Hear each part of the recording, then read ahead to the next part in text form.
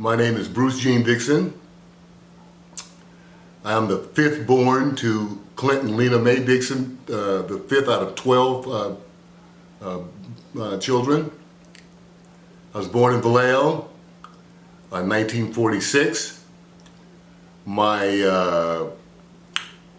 mom and dad migrated to Vallejo in the 40s or early 40s. We came and it was quite, Ku Klux Klan was here.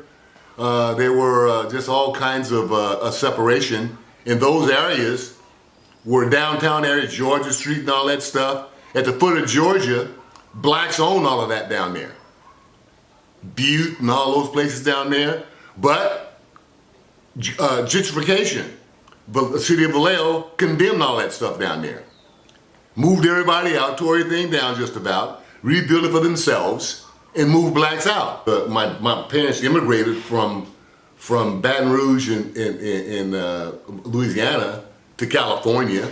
Why? Okay, now they live, and I don't have any history of exactly how they lived in the South, other than the fact of what I've read and what I've heard and what they've told me about the segregation, about you have to look at the ground and you can't look at white women and things that I would never imagine doing. They were kind of in that genre of life. Immigration to here came when my dad had my four brothers and sisters ahead of me. He moved to California to get a better life, to get a job. He got a government job. He worked at a place called Murr Island here in Vallejo. He was the head electrician down there for years until he retired. He was a guy that used race as a power of positive mental enforcement.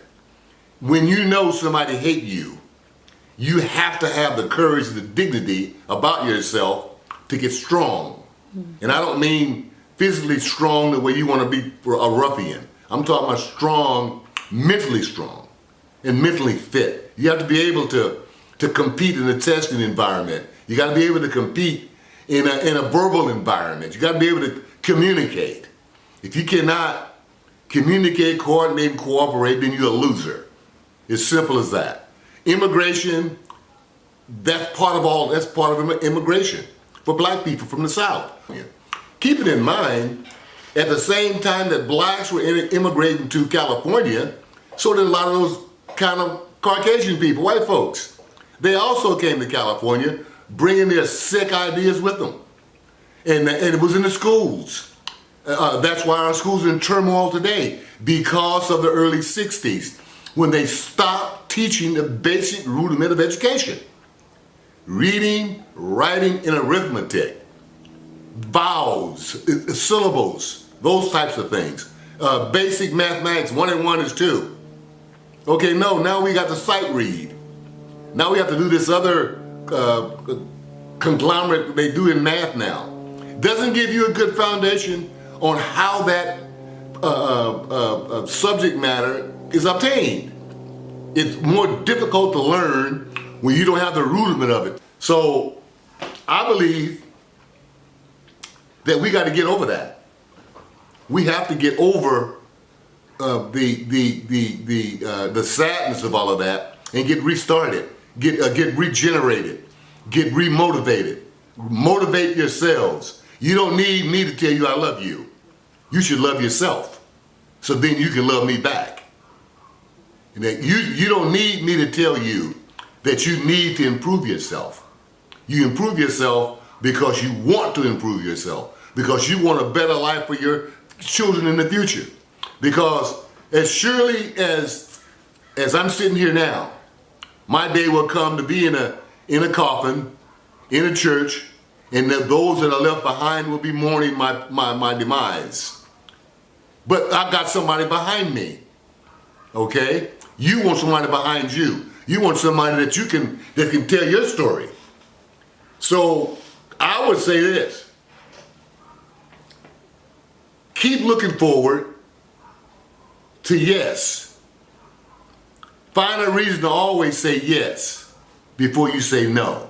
Find a reason to love somebody because you want to. Be kind at all costs. Give somebody something one day. That afforded me an opportunity to prove to myself that I was not only equal, but I was more than equal, because I was quite equipped to go further and further because of denial. Being affected with denial should give you an emphasis on what is needed, what you have to do, who, what, why, where, and when. Those are my principles, the 5 W's. I believe the children are our future. Teach them well and let them lead the way. Show them all the beauty they possess inside. Give them a sense of pride to make it